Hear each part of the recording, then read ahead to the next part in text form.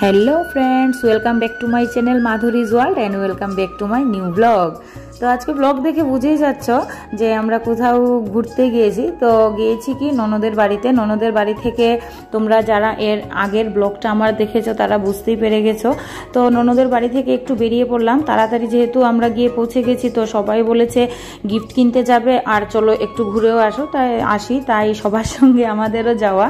তো এই দেখো চলে আসলাম রাজবাড়িতে, যে আমাদের ত্রিপুরার মহারাজা ছিলেন বীর বিক্রম কিশোর মাণিক্য বাহাদুর, ওনার প্রাসাদটা আজকে একটু ঘুরে দেখব।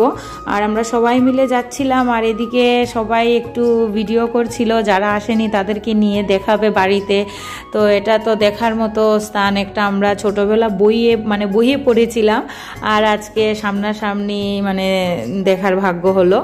তো সবাই মিলে যাচ্ছি, আমরা মহিলারা সব পেছনে আর সব ছেলেরা সব সামনের দিকে যাচ্ছে, আর আমরা একটু ভিডিও করে করে যাচ্ছিলাম আর কি। এখানের ভিউজটা খুব সুন্দর, রাত্রিবেলা যদিও আরও বেশি ভালো লাগে দেখতে। তো আমরা যেহেতু দিনের বেলা গেছি তো রাত্রের ভিউজটা আর দেখতে পারলাম না। তো প্রথমে গিয়েই কিছু ছবি উঠে নিলাম, এইদিকে আমার দেওর ছবি উঠছিল আর আমরাও সবাই ঘুরে ঘুরে দেখছিলাম। এখন আমরা আস্তে আস্তে চলে যাব ভেতরে অর্ধেক গেটে গিয়ে তারপরে টিকিটটা নেওয়া হলো না, টিকিটটা রয়ে গেছে আমার এক দেওরের কাছে। তো ওকে ডাকছিলাম টিকিটের জন্য। আর আমরা তো অ্যাকচুয়ালি আমাদের জানা নেই ভেতরে যে মোবাইল এলাও ছিল না, আর মোবাইলটা অন করে যাচ্ছিলাম। আর ভেতরে যারা থাকে সিকিউরিটিরা বলছিল যে মোবাইল এলাও না, আর মোবাইলটা ভুলবশত পকেটই অন অবস্থায় রয়ে গেছে, বুক পকেটে রেখে দিয়েছিল। আর দেখো সব কিছু ক্যামেরা হয়ে গেল, সব কিছু যদিও ক্যামেরা হয়নি, কেননা একটু পরেই একটা কল আসায় ভিডিওটা বন্ধ হয়ে গেল। তো সেই জন্য আর কি আর পুরোটা ক্যাপচার হয়নি, যদিও ইচ্ছাকৃতভাবে করিনি।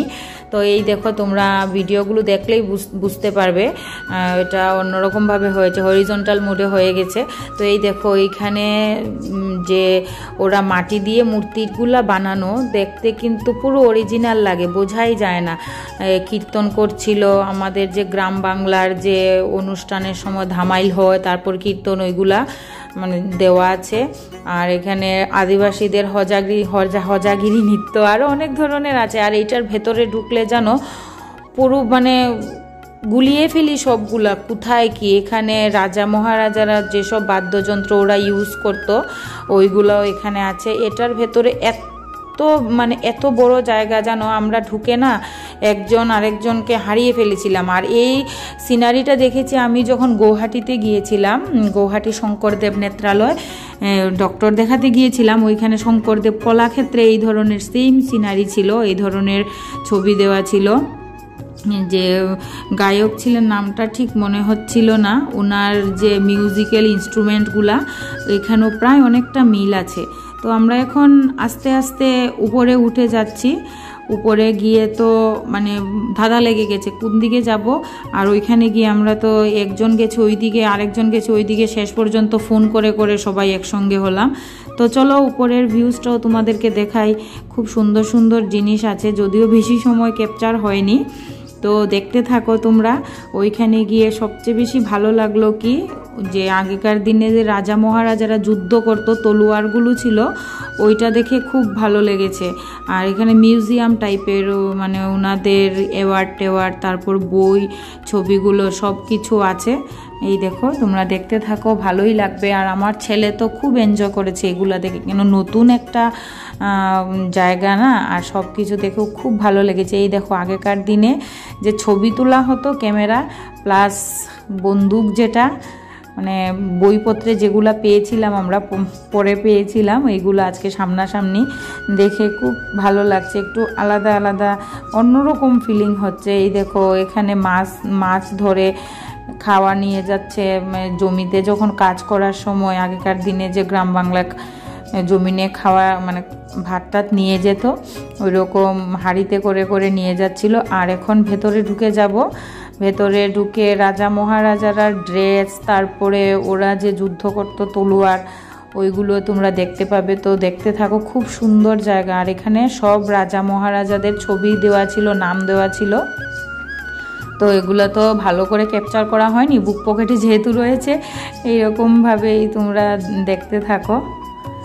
ভাবিনি কোনো দিন মোবাইলে ক্যাপচার করা হয়ে যাবে, মানে ইনসিডেন্টলি হয়ে গেল আর কি।